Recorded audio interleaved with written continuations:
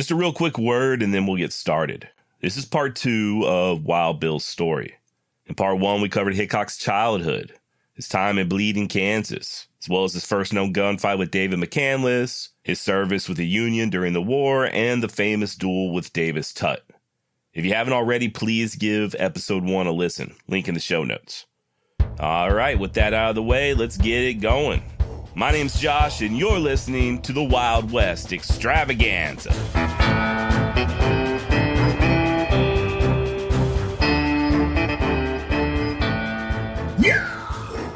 If you'll recall, we left off with Hickok killing his friend turned enemy, Davis Tutt. Now, that shootout occurred on July 21st, 1865. Like I said in part 1, Hickok was arrested and charged with murder, but ultimately acquitted. Not everybody was happy with this verdict, yet despite public backlash, Hickok did stick around Springfield for a while and even unsuccessfully ran for town marshal in September of that same year. Once the election was over, I guess Hickok felt like it was time to move on, so he bid Springfield adieu and headed west back to his old stomping grounds in Kansas. Fort Riley, Kansas, to be exact. Now, there are some claims that Bill became a U.S. deputy marshal while there at Fort Riley, but while there are documents stating he was recommended for the job, there's nothing showing that he actually worked in such an official capacity upon arrival. What we do know is that he was contracted out by a Captain R.B. Owen in March of 1866 to, quote, hunt up public property for $125 a month, which is a little over $2,300 in today's money. Public property in this case referred to the stolen mules and horses belonging to the Army, as well as human deserters who likewise belonged to the Army. What's that line from Full Metal Jacket? Your soul may belong to Jesus, but your ass belongs to me. And evidently Hickok did track down many a deserter. Now, these next 3 years of Bill's life were his frontier scouting years. This is when he became acquainted with George Custer, renewed and deepened his friendship with Buffalo Bill Cody, and became known as somewhat of an Indian fighter. And yeah, he would eventually and officially become a U.S. deputy marshal. It was all sort of interwoven. When he wasn't scouting or guiding for the Army, he could be found chasing down horse thieves or deserters, or even arresting illegal timber cutters in his capacity as deputy. A job that saw him not only there in Kansas, but neighboring territories as well. He was also said to do a little bit of trapping in his spare time, some hide hunting, and of course a whole lot of gambling. It appears that he would spend the majority of his free time split between the towns of Leavenworth, Junction City, and Ellsworth. There in Ellsworth, Hickok would stay with a lady known as Indian Annie, a fortune teller who lived in a small shack attached to the rear of the Grand Central Hotel. You'll hear the occasional reference that she and Bill were married, and that they even had a child together, but neither claim is proven. Hickok certainly had a few violent engagements with the hostiles during his time as a scout, most notably, it seems, with the Cheyenne. But how much of this so-called Indian fighting he engaged in, I can't say for sure. In the words of author Joseph Rosa, quote, the legend built around Wild Bill's scouting days would fill volumes. What truth there is in a majority of instances has been lost, and important dates and other information have been carelessly discarded in favor of the sensational. End damn quote. And there you have it. I think that's not only a great summation of Hickok's days as a scout, but his Civil War service as well.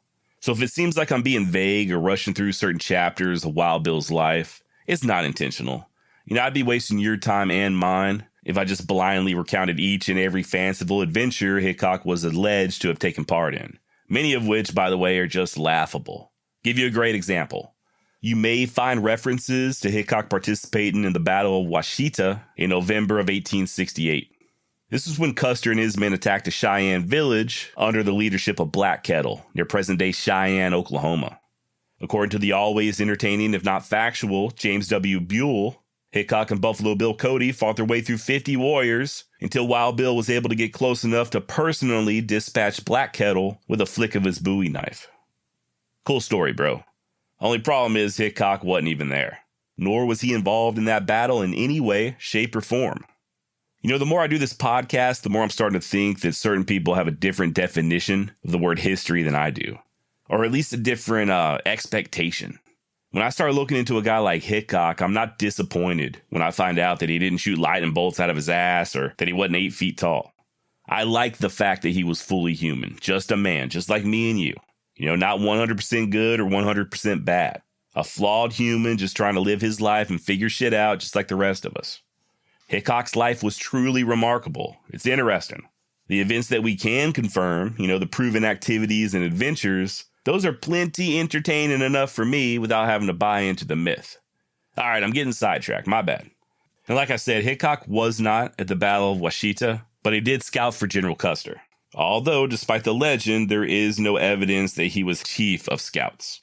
He was just a regular old scout. But he did make a favorable impression on Custer.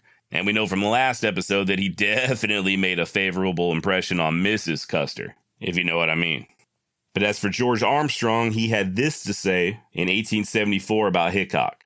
Quote, "Among the white scouts were numbered some of the most noted in their class. The most prominent man among them was Wild Bill, a strange character, just the one which a novelist might gloat over. He was a plainsman in every sense of the word, yet unlike any other of his class. Whether on foot or on horseback, he was one of the most perfect types of physical manhood I ever saw.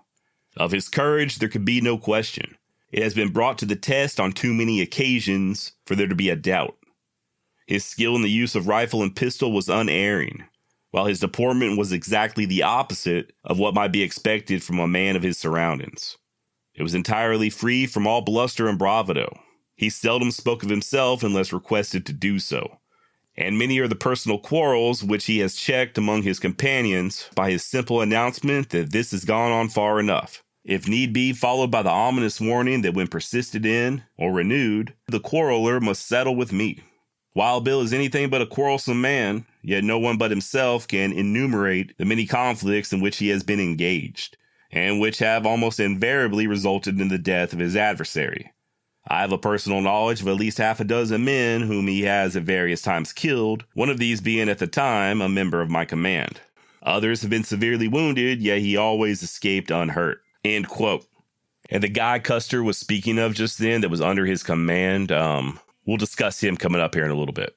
Now, Hickok would get into a bit of a hairy situation involving some Cheyenne warriors in February of 1869. While delivering dispatches between Fort Wallace and Fort Lyon in southeastern Colorado, Hickok got into a running fight with several warriors, one of which was able to get close enough to stick old Bill in the leg with a lance. Luckily, he was able to get away, but was found the next morning near Fort Lyon, horseless and half rose, dragging his bum leg behind him and using that broken lance as sort of a cane. And thus ended the scouting days of Wild Bill Hickok. Not sure if it was due to that close call or just other opportunities coming his way. He would be on the mend for a brief period, but soon received a letter from home. His mother was seriously ill and requested his presence. And dutifully, Bill came a-running, or limping, I should say. One of the deadliest and famous shooters of the West, now just a returning son, coming home to see Mama. The trip to Illinois would only last a few weeks, but while there in Troy Grove, Bill rolled up his sleeves and helped out with the farming. He also came bearing gifts for his mother, although other family members would later recall that they had wished he had given her money instead, something she actually needed. I don't suppose Mrs. Hickok cared one way or the other, though. I imagine she was just glad to see her prodigal son, if only for a moment. Returning to Kansas, Bill headed to the town of Hayes, where he found himself elected both as town marshal and the sheriff of Ellis County, where Hayes was located. Now, Hayes was a pretty rough town, in no small part due to Fort Hayes being just a mile away. Them soldier boys stationed there were under military command, of course, but they still weren't exactly choir boys when they came to town for a little bit of R&R. And they weren't even the roughest element. By the time Hickok pinned on a badge, Hayes was sort of a headquarters and setting off point for hide hunters. And you know how they be. It was also a terminus for the railroad, which meant you had the usual types that would follow the ever westward expanding line. Pimps, whores, gamblers, con artists, you name it. According to one resident, the so-called Sodom of the Plains boasted of, quote, 22 saloons, 3 dance halls, 1 little grocery, and 1 clothing store. We did not think anything of having 1 or 2 dead men in the streets nearly every morning. Some of them were soldiers from the fort. There was no law except the law of the six-shooter, end quote. And in such a wild environment, it should come as no surprise that Hickok would kill 2 men in just his first month of official duty. The first was a guy by the name of Bill Mulvey. He got drunker than Cooter Brown and took to running amok in the main thoroughfare, firing off his gun and terrorizing the townsfolk.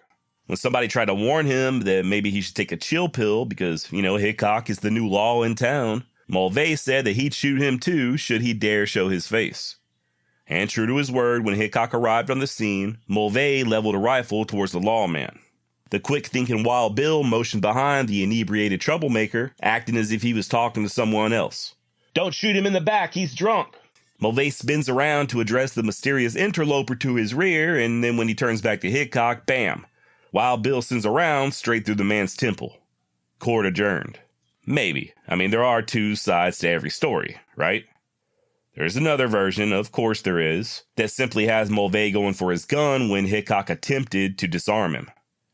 And in a Hayes paper, it was reported that Bill shot the man twice, once in the neck and once in the lungs, and he was still alive when the paper was printed.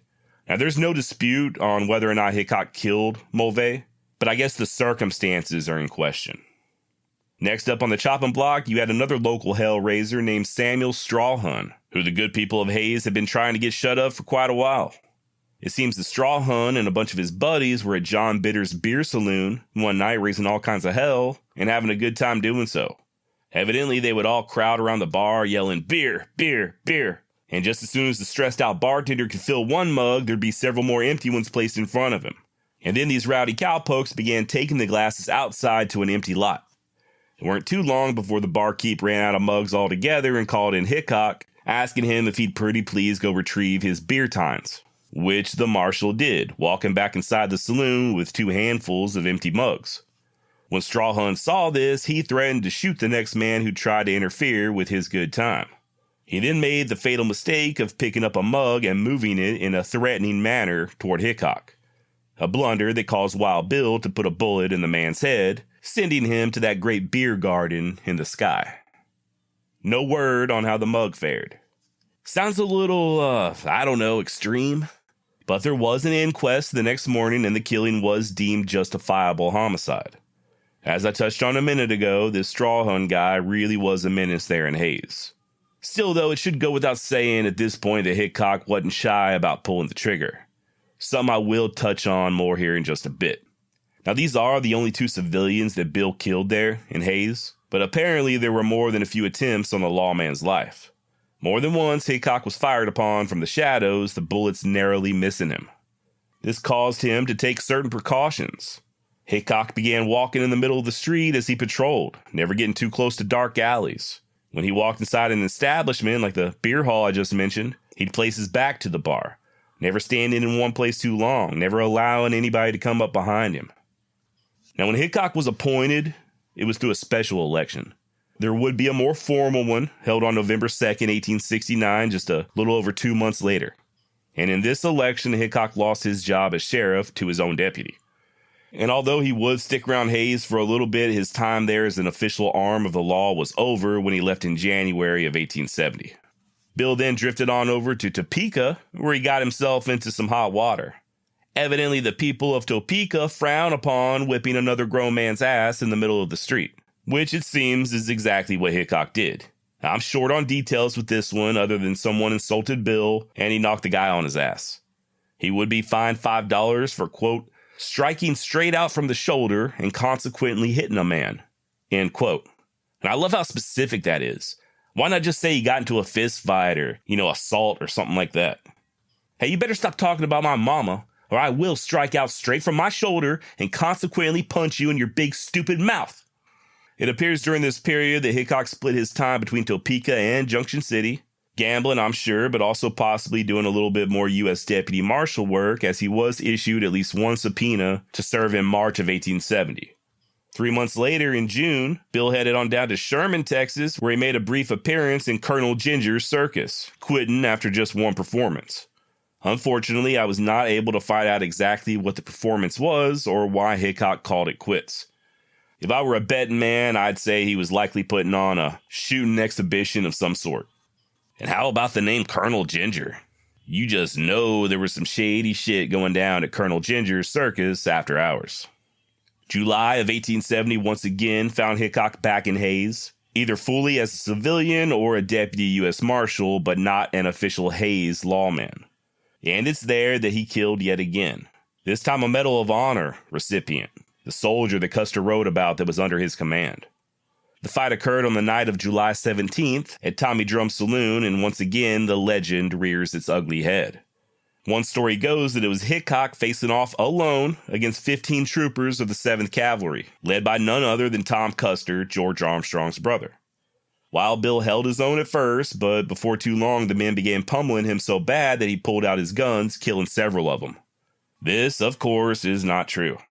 In fact, the fight only involved Hickok and 2 soldiers, Privates John Kyle and Jerry Lonergan, who, for whatever reason, decided to jump Hickok there at the bar. Probably had something to do with Wild Bill's winning personality. No, nobody actually knows for sure. Could have simply just been a bad turn of cards mixed with too much whiskey. The closest thing I could find to a motive was that one of the men, Lonergan, took a, quote, drunken umbrage at Hickok's hair, end quote. Whatever the case, they both came at Bill in a rush. Lonergan grabbed Hickok and pinned him to the floor, leaving room for Kyle to rush in with a revolver, which he quickly placed against Bill's head, pulling the trigger. Click. Misfire. This stroke of good luck gave Bill enough time to wiggle around and pull out a pistol of his own, firing it blindly behind him, striking Kyle in the wrist and stomach with the 3rd round catching Lonergan in the knee. They both released Hickok and he fled, assuming, probably correctly, that more soldiers would soon join in on the fight. Now, Kyle was the one who had earned the Medal of Honor when, a year prior, he and 2 other troopers were attacked by a larger bunch of Cheyenne dog soldiers. Private Kyle helped to save the day, and he was, unquestionably, a brave soldier. Sadly, the rest of the man's life was a mess. He had deserted several times, been court-martialed, and was even wanted by the law under a different name. And he would die of his wounds that next day. As for the other trooper, he was equally as troubled. Lonergan survived the bullet to the knee, but several months later was court-martialed for an altogether different incident and sent to Leavenworth Prison. Now, on that night in question, legend has it that Hickok posted himself up at the Hayes City Boot Hill, looking to sell his life dearly should the rest of the 7th Cav come calling. There's also rumors that General Sheridan put out a dead or alive order on Hickok, but I'm not sure how true that is. He would never get arrested for this shooting, and as far as I know, there wasn't even any charges brought up against him. At least not that I could find. That said, his movements following the Hayes incident are kind of a mystery. He returned to Topeka, where he likely wintered, spending time with Buffalo Bill and his wife. He would then head to Junction City in January of 1871, where he was seen putting on a number of marksmanship demonstrations, shooting everything from quail and rats in the stable yards to $50. By March or April, Hickok made his way to Fort Harker, Kansas, where he received news of a job offer. The position of marshal at a little town known as Abilene, for a whopping $150 a month plus 25% of all fines imposed. Now, if you're not familiar with Abilene, it was the destination for all them cattle herds coming up out of Texas. You see, back in those days, there was no way to ship cattle directly out of the Lone Star State. The ranchers had to drive their herds north to the nearest railheads like Abilene in order to sell them. You had other cow towns pop up later like Newton and Dodge City, but Abilene, also known as the Queen of the Cow Towns, was the first. By 1867, the stockyards there in Abilene shipped 35,000 head of cattle. And by 1871, more than 5,000 cowboys herded an estimated 600 to 700,000 head of cattle up to the Kansas railheads. As you can probably deduce, this means that during the peak cattle season, Abilene was filled to overflowing with God only knows how many rowdy cowpokes. Young men who had just spent months on the trail without so much as seeing a woman nor a drink of whiskey, and they were all ready to head to town and catch venereal diseases. Now, to be fair, your average Texas cowboy didn't mean no harm. Hell, most of them were still kids. They might get a little loud when they're in town, but they weren't going to hurt nobody, especially not no innocent woman or child. And it was Hickok's job to see that things stayed that way. He wasn't necessarily there to clean up the town or to stop anybody from making poor personal life choices. He was only responsible for the protection of Abilene's citizenry and their property. And one such way of ensuring this was to keep the businesses that catered to the cowboys on the other side of the tracks, literally. He also posted up notices barring firearms within city limits, something that he also did back there in Hayes. And that's an interesting little side note right there. Something a lot of people don't realize. I guess there's a big misconception that in the old West towns, everyone was just walking around armed to the teeth. We could probably thank the movies for that little myth. Truth is, most of your settlements back then had laws far more stringent than we have even today, at least where I live. All right, back to Hickok. Now, if keeping all them cowboys in check wasn't enough, how about the idea that Hickok's predecessor, Marshal Tom Bear River Smith, had not only been murdered in the line of duty, but decapitated as well? If that gives you any idea what sort of job Wild Bill had in store for him. And for all this, he only had 3 deputies. Still, though, Bill hit the ground running. He was sworn in on April 15th of 1871 and wasted no time in letting it be known that troublemakers can leave on the eastbound train, the westbound train, or go north in the morning. North in the morning, of course, being a reference to Boot Hill. And if you're not familiar, Boot Hill is the name given to local cemeteries where men who, quote-unquote, died with their boots on were buried. In other words, men who perished in violent confrontations, mostly gunfights. And interestingly enough, the first known Boot Hill was in Hayes, where Hickok was previously employed. A Boot Hill that he himself made more than one deposit in. Now, people had some mixed opinions of Hickok as a marshal. He would gain quite a few enemies after shutting down all the whorehouses per city council orders. And as such, he continued taking the same precautions that he practiced back there in Hayes. He was careful where he placed his back. He was always on guard, always wary of shadows. One friend, upon paying a visit to the little cottage that Hickok shared with one of his lady friends, was surprised to see that Bill slept not only with his revolvers, but a shotgun as well. A shotgun he placed in his lap even when he took a shave at the barber shop, his eyes wide open and scanning the streets in front of him for any sign of danger. And make no mistake about it, Hickok's reputation had preceded him. If you'll recall from part 1, Bill was made famous back 4 years prior when that Harper's article was published. And since then, Hickok had made his bones there in Hayes, where he killed at least 3 men. And he would kill yet again there in Abilene. Remember, like I was saying, your average cowboy was okay. Wild, but no criminals. Hell, they were just working boys. The problem lay with the other types who flocked to such towns. Guys an awful lot like Hickok himself, gamblers and such. And then you had your legit killers, men like John Wesley Hardin, who claimed to have backed old Wild Bill down right there in Abilene. Story goes that Hickok noticed that Hardin, then just an 18-year-old, going by the nickname of Arkansas, was armed, so he told him to turn over his firearms. John Wesley did so, carefully removing both pistols and holding them out to Hickok with the butts forward. Then at the last second and with a flick of the wrist, he performed a road agent spin, thumbing back both hammers and pointing the barrels straight at the marshal. Hickok, according to Hardin, then said, quote, "You are the gamest and quickest boy I ever saw. Let us compromise this matter and I will be your friend. Let us go in here and take a drink, as I want to talk to you and give you some advice." End quote. Did this really happen? Likely not. And I'm not just saying that because I don't think Hardin could have gotten the slip on Hickok, or because I don't think Hickok would have backed down. Remember, Wild Bill was just a man, and Hardin, despite his young age, was already a stone-cold killer, and could have murdered Hickok in a heartbeat, given the chance, and then gone on to sleep like a baby. The problem with this story is mostly that it originates from Hardin. He wrote of it in his book some 20 plus years after the fact, long after Hickok was dead. And if you've never read Hardin's book, well, let's just say it's got quite a few other distortions of truth as well. And I'm not alone in this sentiment, okay? Hardin biographers Parsons and Brown both think the story of him backing down Hickok is bullshit, as does the foremost Wild Bill expert, the guy I keep quoting, Joseph Rosa. Same thing goes for Hardin's claims that he and Hickok became friends and went whoring and drinking together. While I'm sure Bill certainly knew of this dangerous kid they called Arkansas, there's just no evidence that the two were ever friends. Now, this was around the same time that John Wesley supposedly shot that old boy for snoring too loud. Also likely a myth, by the way. He did kill a man in that hotel room. That is an undisputed fact. Just probably not for snoring. And for what it's worth, Gyp Clements, Hardin's own cousin, also denied the snoring rumor. What's not denied by anybody, however, is that John Wesley Hardin promptly got the hell out of Abilene after that shooting. Like, right after. If I'm not mistaken, he even climbed out the window. And even by Hardin's own admission, he left as to avoid any trouble with Hickok. Which is just as well, seeing as how Hickok had his hands full with another Texan. This one by the name of Phil Coe.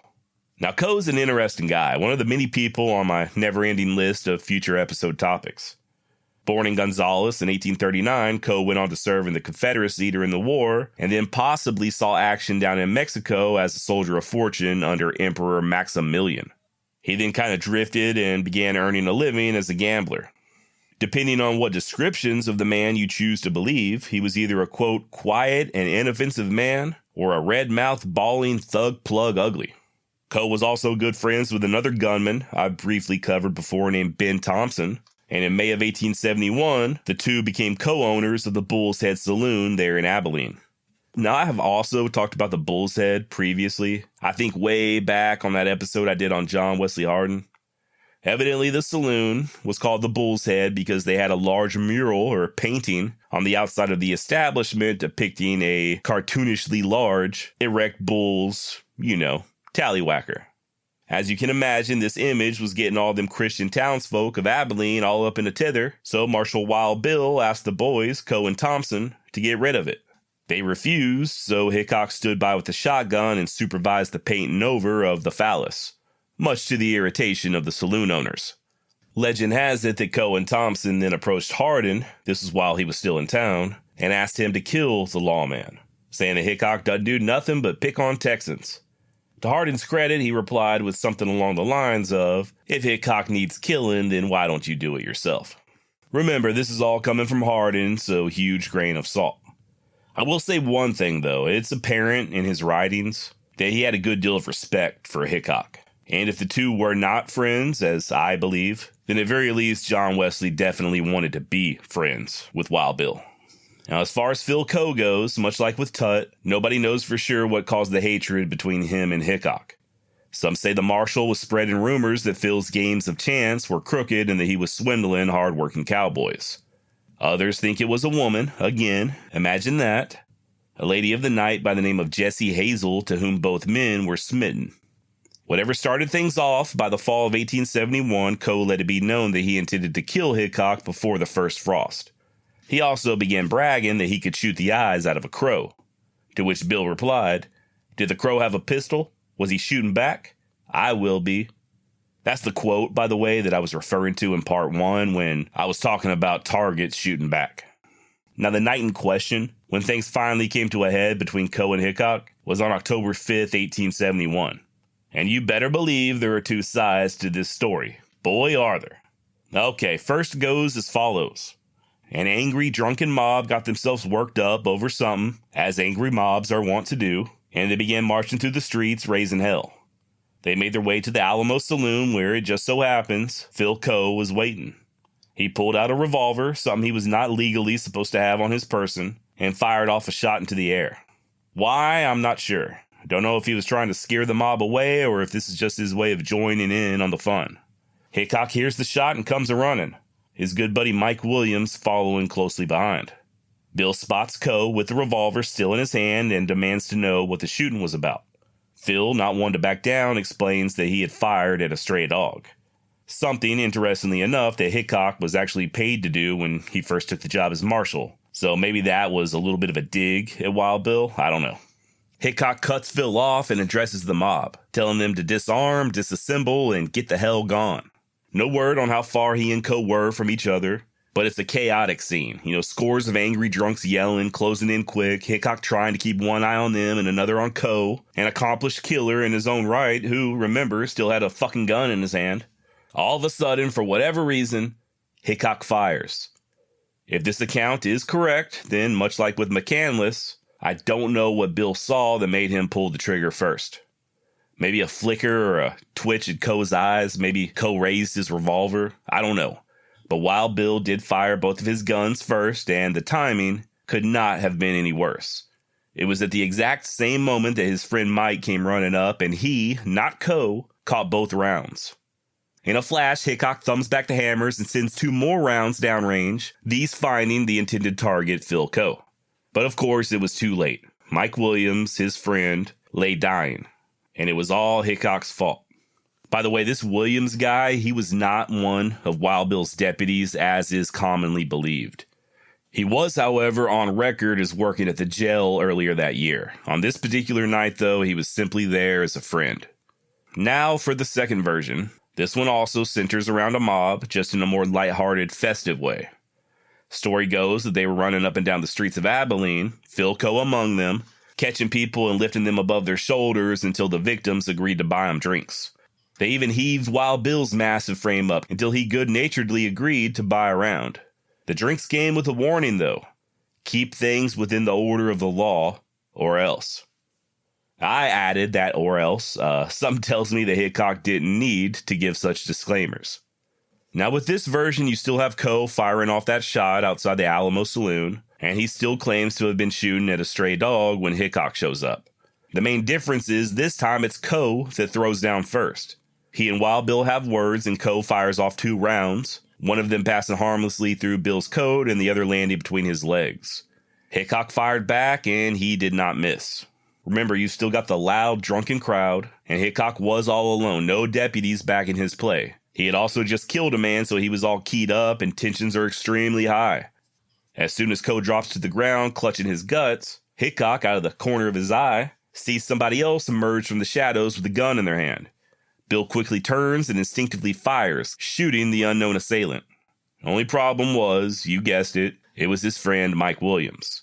He had come to help Hickok, and I guess Bill just sort of shot out of reflex.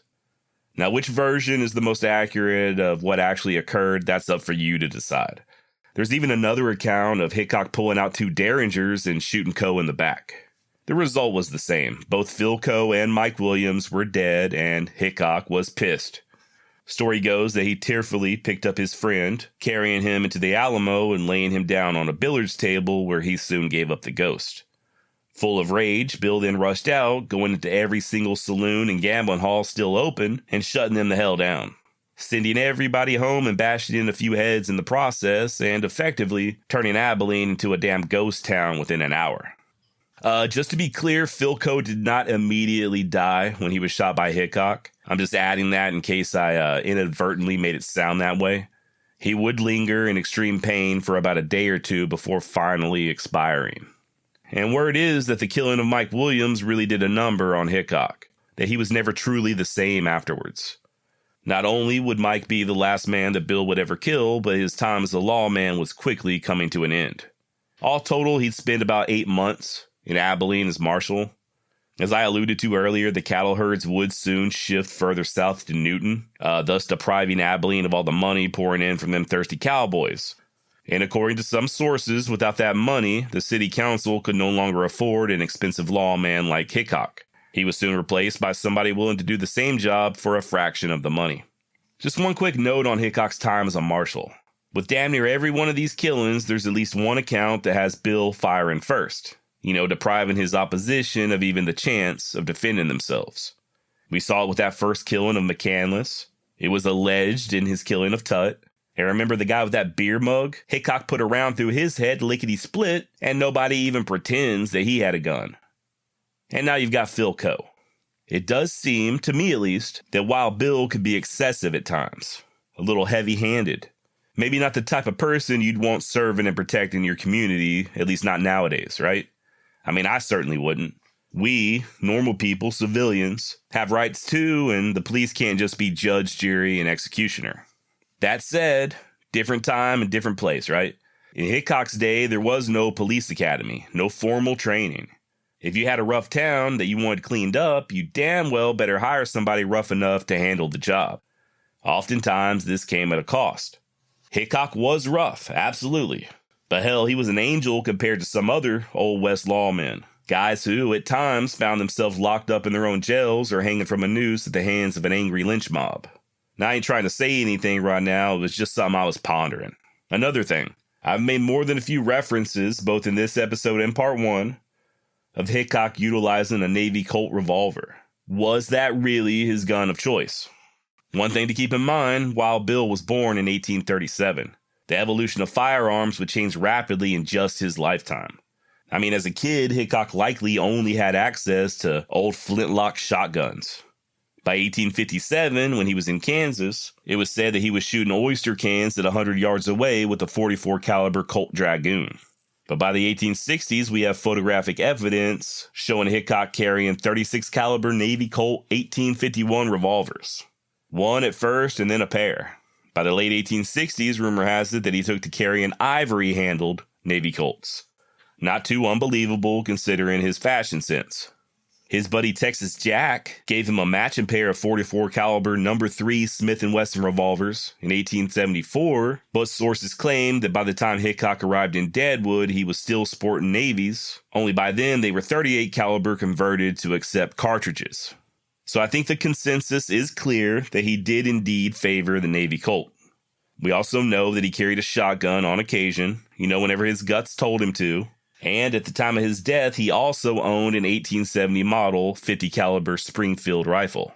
And just in case all that wasn't enough, they say Hickok also had a pair of 41 caliber Williamson dual ignition Derringers that he would carry in his vest. Just to keep people honest. So there you have it as far as Hickok's armory went. All right, now back to the story.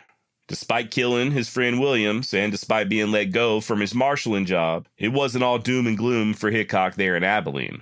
For it was there that he'd meet his future wife, Agnes Thatcher Lake.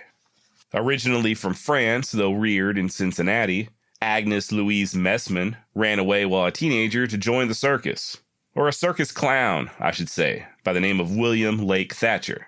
The two fell in love, got married, and traveled all over, performing and entertaining the masses. Here in the States, Mexico, even Europe. They ended up forming their own little circus, but unfortunately, Mr. Lake Thatcher would be murdered in Missouri in 1869. Undaunted, Agnes carried on. She was apparently one hell of a strong woman, and she took over the reins of the entire operation, running everything and continuing to tour. She'd bring her traveling troupe to Abilene in 1871, and that's when she met Wild Bill. Now, despite a clear attraction, the two would not get married just yet. For the time being, they'd part ways as friends, but continue a steady correspondence that allowed Bill to keep to his bachelor ways. Now, following his job as marshal, officially ending on December 13, 1871, Hickok would drift west to Georgetown, Colorado, where he partners up for a little bit with a friend by the name of Colorado, Charlie Utter. More on both Agnes and Utter coming up in a little bit. They both have big roles to play in Hickok's final days. By the summer of 72, Bill is back in Kansas City, and is persuaded by a Colonel Sidney Barnett to appear in a so-called Grand Buffalo Chase at Niagara Falls, which he did and which proved to be a financial disaster. But we don't like to talk about that. Not exactly sure what Bill was up to following this brief trip to New York, or for a good part of the year 1873. His death was reported numerous times, and he did relish in writing into the newspapers, correcting them of their premature predictions. And he was possibly arrested in Wyoming and charged $50 for assaulting a sheriff. Somebody that went by Wild Bill for sure was. Whether or not this is our Wild Bill, nobody can know. I will say, though, that having already worn the badge, Hickok did not seem the least bit intimidated by current law enforcement officials. By August of 1873, Hickok once again headed east towards New York, this time to perform with his old buddies, Buffalo Bill Cody and Texas Jack Omohundro. Now, this would not be the famous Buffalo Bill Cody Wild West show, the one that Annie Oakley and Sitting Bull were later featured in. That's still a few years to come. This was more just like a play. Cody and Texas Jack had partnered up with famed author Ned Buntline to produce something known as the Scouts of the Prairie. The two frontiersmen, however, could not get along with Buntline, and they soon parted company. Enter in Wild Bill Hickok. He joined up with the duo in either August or September of 1873, and it was pretty much just them three on stage talking and sharing stories, and every now and then they'd have to pretend to fight off an actor portraying a hostile Native American. And when I say it was horrendous, woo! What I wouldn't give to watch just one performance of the Scouts of the Prairie. You ever watch a movie that's an unintentional comedy? Just so bad it's actually funny? Well, that's exactly what Hickok was now involved in. It weren't meant to be a comedy, but that didn't stop audiences everywhere from laughing their asses off at the Scouts turned thespians. And Hickok hated it. Felt like he and the other guys were making fools of themselves, and he was probably correct. He hated everything about it. The bright stage lights just hurt his eye as something fierce. And it wasn't long before Bill began showing his discontent in the form of bullying, believe it or not. Back in those days, they actually used real guns on stage, just with extremely light powder loads. Well, Hickok would get bored and disgruntled and start discharging his pistols extremely close to the legs of all the extras, in some cases burning them pretty badly. Got to the point that they had to go complain to Cody about the problem, and he and Hickok had a pretty good argument over it. Still, though, the money was good. Damn good. Bill was making more than he ever had or ever will make again, so he stuck it out as long as he could, which only proved to be about 6 months. Most of their performances were done there in New York City, by the way, with just a short tour along the East Coast just to kind of round things off. And despite the boredom, Hickok was able to find a little excitement on that tour in Pennsylvania. It seems they stopped at a particular hotel where the manager was worried about some local thugs possibly causing trouble. He asked Cody, Texas Jack, and Hickok to pretty please come and go out of a side door as to avoid any sort of confrontation. A request that they complied with, at least at first. It soon got to be too much for Hickok, all that sneaking around. One night he decided to go downstairs to a billiards room where the locals had congregated, just to see how tough they really was. One of them old boys put his hands on Hickok's shoulder and called him Buffalo Bill, said he had been looking for him. Hickok corrects the guy as to his actual name, and the man calls Bill a liar. An insult that Hickok answers by knocking the fool on his ass. He then picks up a chair and proceeds to beat the hell out of the other so-called tough guys. It's about 4 or 5 all total. And Hickok was next seen returning to his quarters, whistling a little happy tune. Now, despite this bit of excitement, Hickok's attitude had not improved. He had started drinking initially before each show just to calm his nerves. And as time progressed, he took to drinking during each show, a habit he would continue for the rest of his time there in the Big Apple. And of course, when he had any free time, he was gambling heavily. And losing heavily. He may have been earning more money than ever before, but like many of us are prone to do, he simply pissed it away. About the only good thing that came out of his time there in the big city was reuniting with his lady friend Agnes Lake. Not sure what all the lovebirds got up to, but the attraction was still certainly there, and once again the two would keep in close correspondence. Finally, in March of 1874, Wild Bill would call it quits as far as the acting went. The official excuse was that General Phil Sheridan needed him to drop everything and report immediately to Fort Laramie, although no such orders have ever been discovered. And, per Joseph Rosa, Hickok's movements after leaving New York have so far eluded the most diligent research. It does appear that he may have spent time in Denver and Cheyenne before visiting Nebraska. He did some guiding for wealthy English noblemen, and he finally began seeing a doctor about his increasingly troublesome eye problems. The so-called affliction of the eyes, as one newspaper reported, that caused Hickok to begin wearing tinted glasses. Now, there's been a lot of speculation as to what exactly was wrong with Hickok's eyes, but nobody seems to know for sure. When he was performing back east with Cody, there is said to have been an issue or an accident with a stage light that had exploded very close to his eyes. But the general consensus seems to be that it was some sort of progressive disease. Some say it was glaucoma, while others say it was a blindness brought on from syphilis. That is possible, and let's face it, Hickok did get around when it came to the ladies. I'd bet every penny I own that if he did not have syphilis, he at least had some STD. Also, a very likely cause of his problems could have been something called trachoma, a bacteria that infects the eyes and leads to a scarring of the inner eyelid, obviously a very painful development, that then causes a breakdown of the outer surface of the cornea and eventually blindness. There's another theory, however, the idea that Hickok was using his eyesight as an excuse and that the real issue was that he simply lost his nerve. Now, I don't think there's much to this at all. Once again, not because I think Hickok was some sort of ultimate badass or anything. It's just because, A, there's no proof whatsoever that he had lost his nerve, and B, the idea that he was suffering from some malady of the eyes is about as proven as anything can be proven. Dozens upon dozens of sources point to it.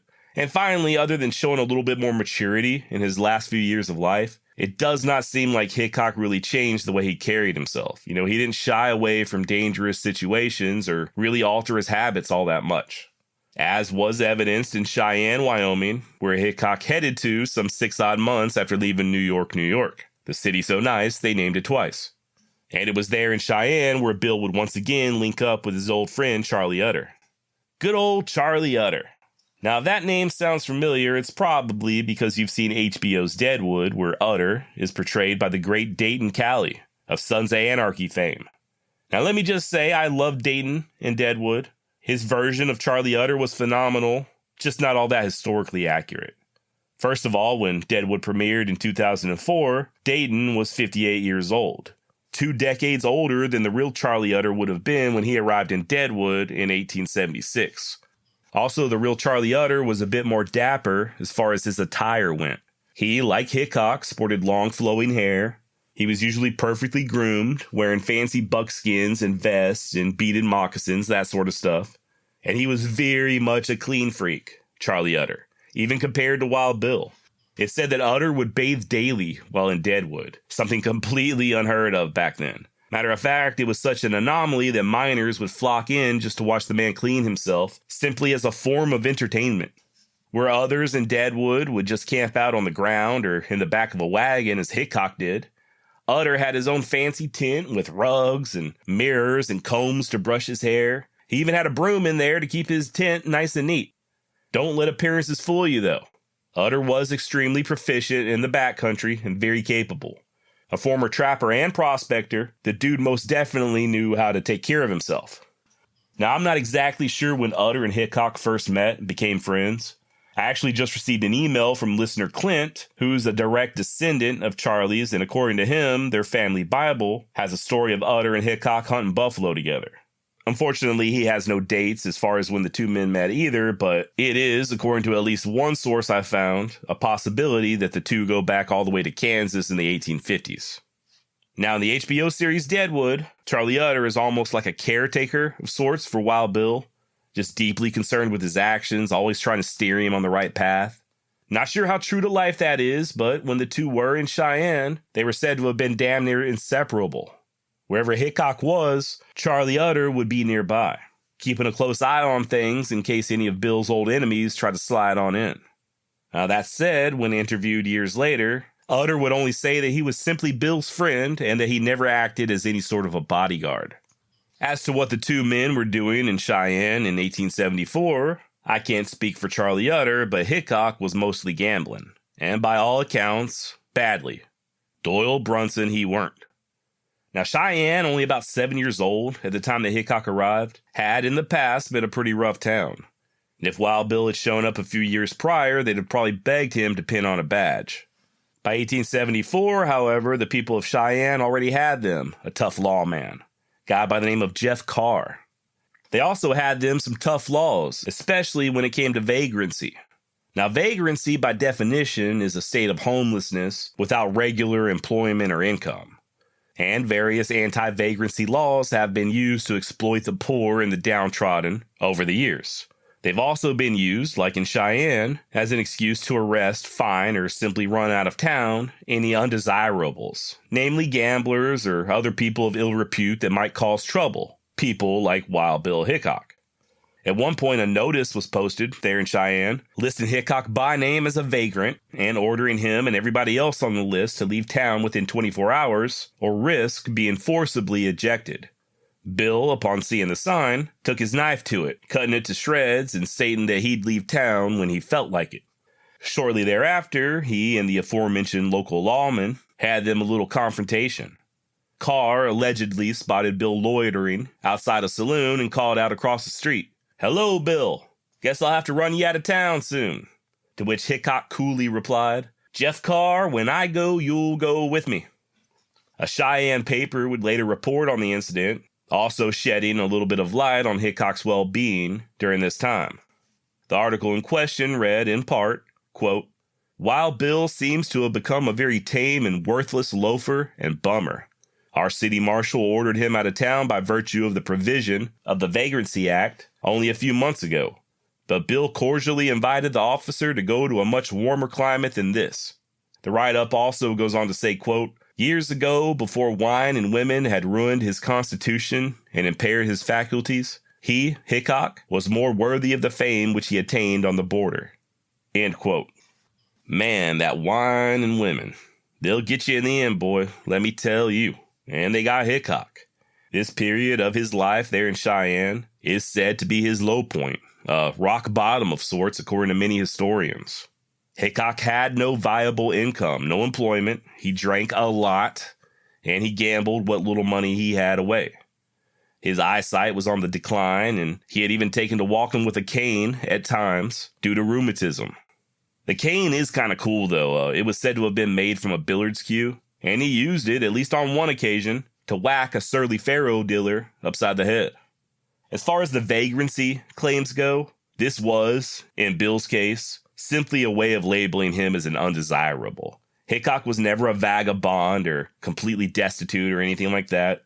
Hell, even with the wine and women, Bill still had him plenty of friends, and he was still highly respected in many circles. Still, though, he would be officially charged with vagrancy in June of 1875 and have a warrant issued for his arrest. An arrest that never came, by the way. When the case was to be tried in November, Hickok was nowhere to be found. Once again, for at least the latter part of 1875, nobody knows where exactly the hell Hickok was.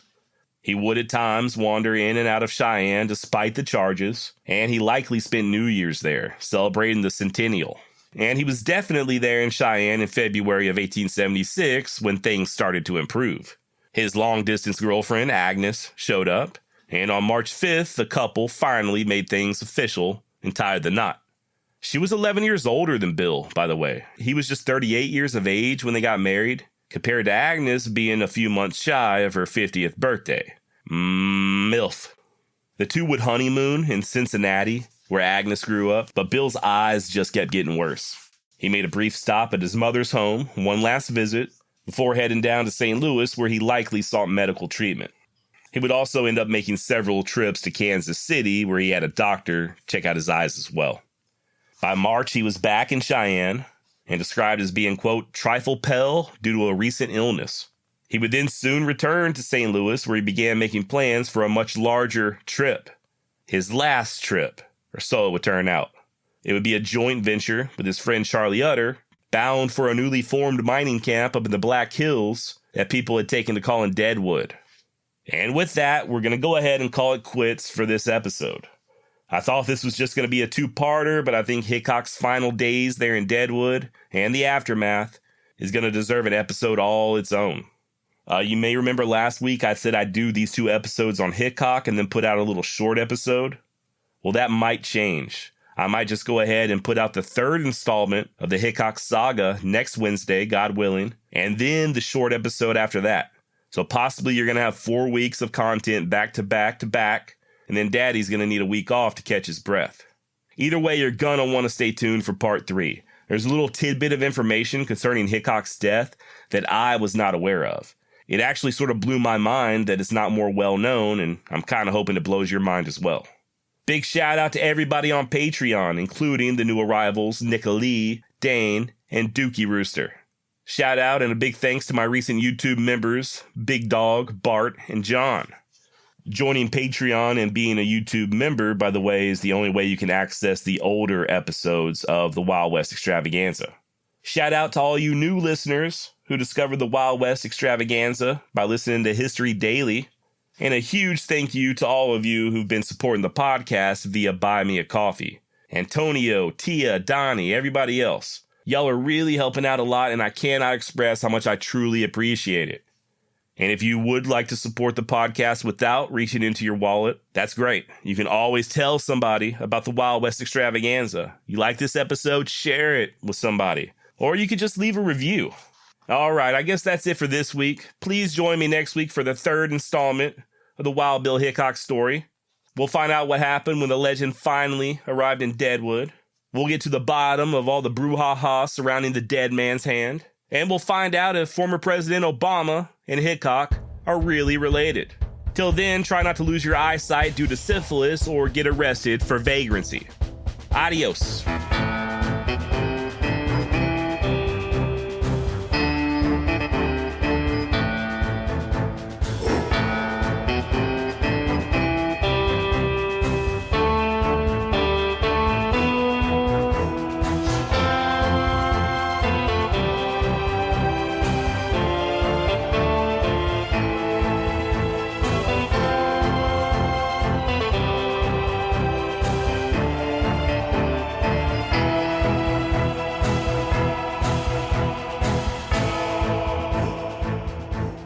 Dookie Rooster.